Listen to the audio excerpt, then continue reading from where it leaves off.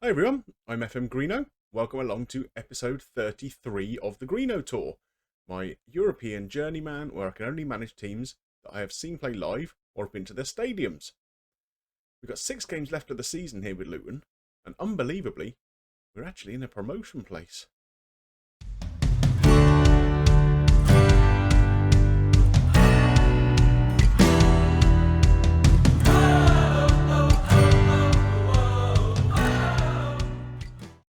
So how's this all come about then? Well, we were last together for that episode where we played Reading and drew with them in the league and then got thumped by Man United in the cup. We followed that up by going to Cardiff, getting a fairly decent 0-0 draw. Up to Blackburn, 2-2 draw, not bad. They're a team that came down from the Premier League last season. But then we went to Fulham and got roundly beaten 3-1. We weren't in that game at all. Beat Brentford 4-0 at home. Very, very good performance. Hat-trick from Elanga. Then we went to QPR, who were a team kind of in mid-table, and we just didn't get out of the blocks at all. They beat us 3-0, and it could have been more, to be honest. But then we've managed to turn the form around a little bit. Preston at home, pretty comfortable 2-0 win.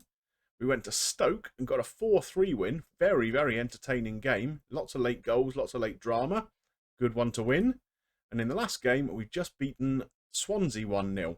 We were down to 10 men for the last 15 minutes, so it was backs against the wall for a little bit, but we came out of it with all 3 points. So although we're sat in that promotion place, it's really tight at the top of the league. So you can see there's only 3 points separating us from 6th place West Brom, and that's who we take on today. West Ham are streets ahead. If they get anything out of their game today, and either ourselves or Birmingham slip up, I think that guarantees them not only promotion, but the championship. So, yeah, they've done really, really well, but they're a really strong side. Teams in and around us, we've got Birmingham, Villa, Reading and West Brom, all very much on our shirt tails. If we go back to the schedule again, actually, to look at the fixtures we got remaining, I say we've got West Brom today, Derby away, that's a potentially tricky game. They're mid-table, but they're a strong side. Then we go to Sheffield Wednesday, we're rock bottom, so you'd be hoping to come away from there with a win. Peterborough, 19th at home, looking for 3 points there, and then a trip to Rotherham, who are in 17th. Fortunately, the teams here, Rotherham and Peterborough, are far enough away from the bottom 3 that they're not really going to get dragged into that battle, so hopefully they won't have a lot to play for. Crunch game is going to be the last one, I think, assuming it stays this tight right to the end, because we've got Palace at home, and they'll be in it there or thereabouts for a playoff place themselves. So you'll note we've got a slight change in formation now.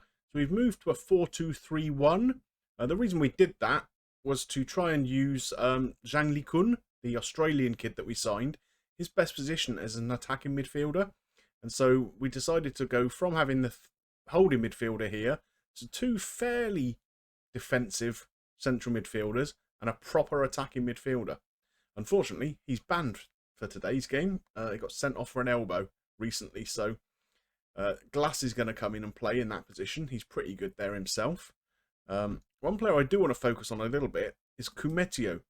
Now, he was out on loan at Rem last season.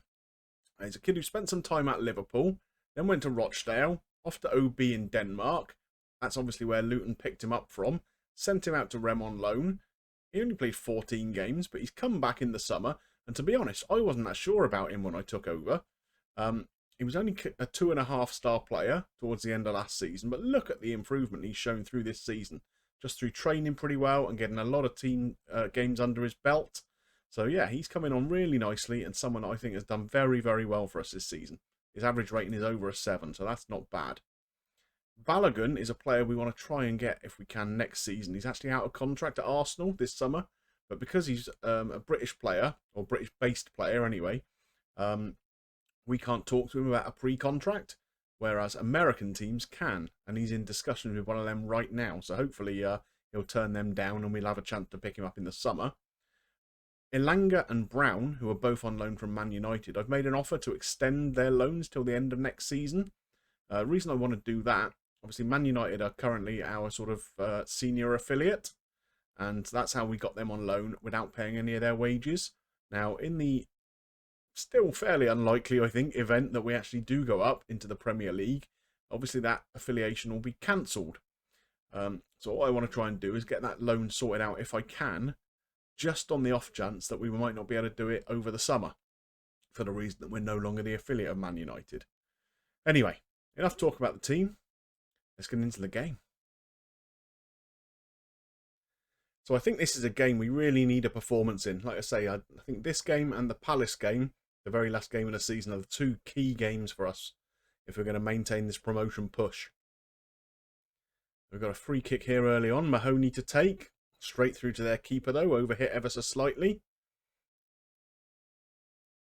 Keeper kicks out, but Barrington Brown picks it up, and it's off to Balogun. Finds Mahoney. Good effort, but just misses. He's been in good form, Mahoney, this season. I've been quite surprised. He wasn't a player that I thought would step up to this kind of level. I thought he'd do a good job for us. But I think he's got something like 14 or 15 assists, which is approaching a club record. So he's done really, really well. Oh, just nodded wide there. Another player I think has done pretty well is Glass, who's playing that attacking midfield role. Now, he's kind of only really been a squad player all season. And he's filled in sometimes on the right wing, sometimes as a striker, sometimes in that attacking midfield role. And he's always done pretty well whenever he's come in. He's only started 9 games for us, made a bunch more substitute appearances, but he's got an average rating of just over 7.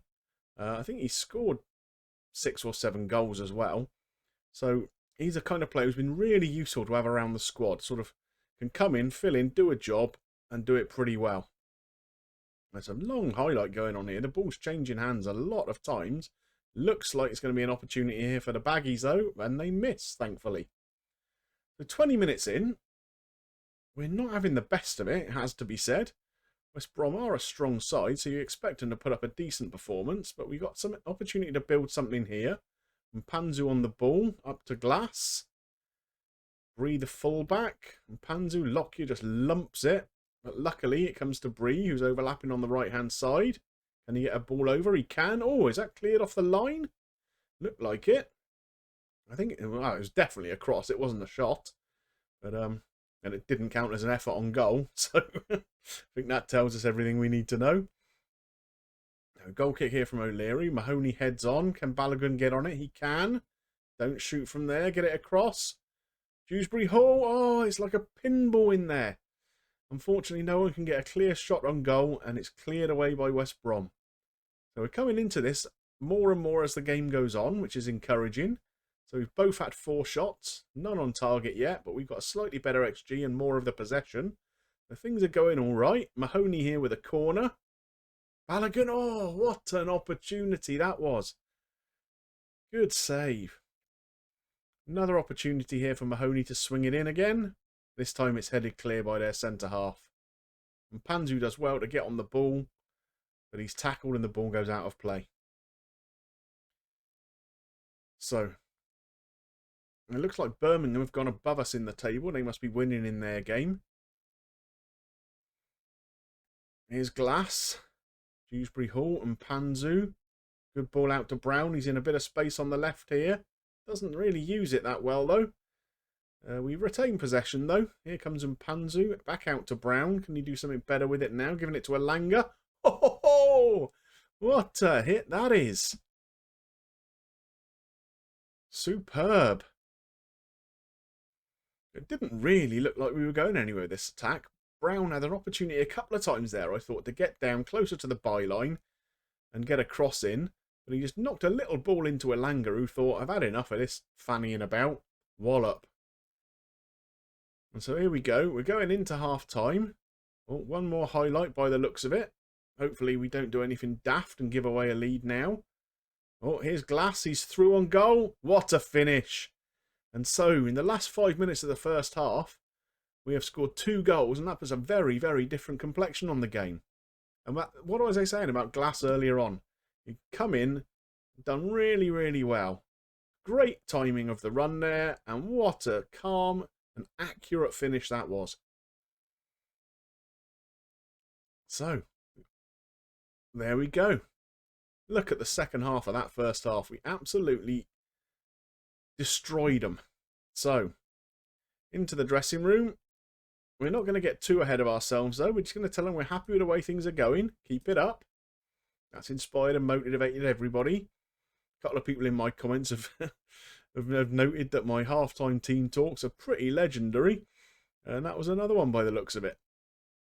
Just judge the mood of the room right. Anyway. West Brom on an attack here really early in the second half. We clear it. It's up to Glass. Ball's on to Balogun there. Can he beat his man? He can. Opportunity for a shot, but it's not a very strong one, and the keeper fields it easily. So 5 minutes gone in the second half.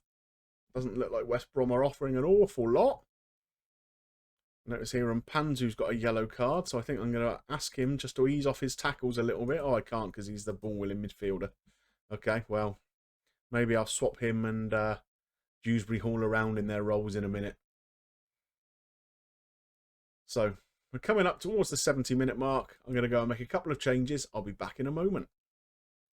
So I've made a couple of substitutions. I've brought on a youngster, Mario Jorge, one of the youngsters we picked up in January.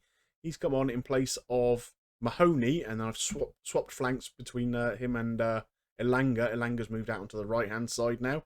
And Divine has come on at left-back for Barrington Brown, who was just blowing a bit, to be honest. So I did switch those midfield roles around too, so that I could take Mpanzu's tackling off. And it looks like the game is just petering out. We've had no highlights in the last 15 minutes. We're just heading up towards the 90-minute mark now. There'll be a few minutes of injury time, just 4. Pretty uneventful last 20 minutes this, but I don't mind because we're 2-0 up. And there it is. Final whistle. We have come away with a 2-0 win, and that could be massive. So what does that result mean for us at the top of the table? Well, Birmingham won and matched us, so they stay level with us on points.